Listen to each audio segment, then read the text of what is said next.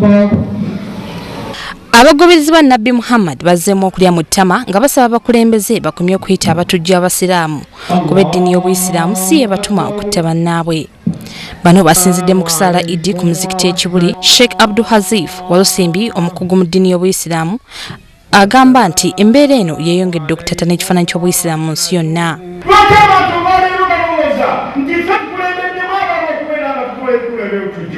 Pasebana fetuli wala nyene bikolo bifana kana kubebito. Omuntu gitebakajira mu Busiramu era ni mutwesera katwali na kuyikirizibwa teyali kubo yetwasala okubeera nga tukulembeza. Abasiraamu okangula ku ddoboozi kididde n'ebitongole ebikuuma ddembe okwekengera amasomero g'Obuyisiraamu tigasomesa obutujju ekintu kye basambaze.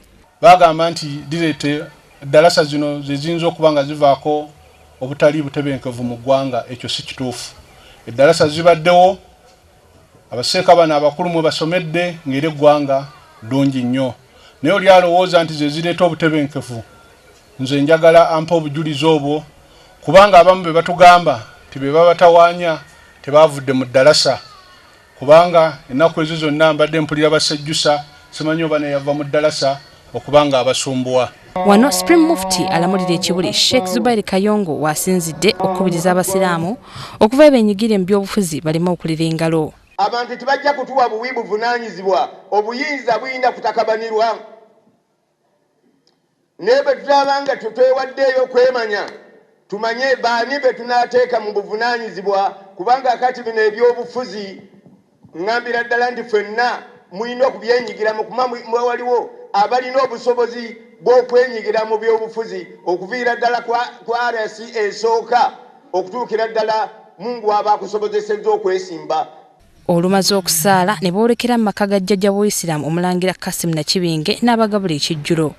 Ku kijjulo kino Nakibinge kwasinzidde n'alaga obwennyamivu olw'engeri abasiraamu gye batafuddeeyo nnyo okutumbula byanjigiriza mu ggwanga. Olwaleero abantu bangi nnyo bafunye diguli naye ate obasanga banoonya mirimu. Ndowooza nti ekiyinza otuyamba ku mbeera eyo kuteeka ssente mu technical colleges oba polytechnic kiyite kyoyagala, kubanga ezo ziyamba omuntu okufuluma ng'alina kyagenda okukola, alina kyagenda okwekozesa. Ku lunaku luno lwa Idi Aduha abasiraamu bakibiriziddwa okulaba nga bafaayo okukola emirimu egyo egibaweesa ekitiibwa ssaako egibajjaamu olw'eggwanga linasobola okutebenkera. Shamim Batalwo, WBS TV, Ekibuli.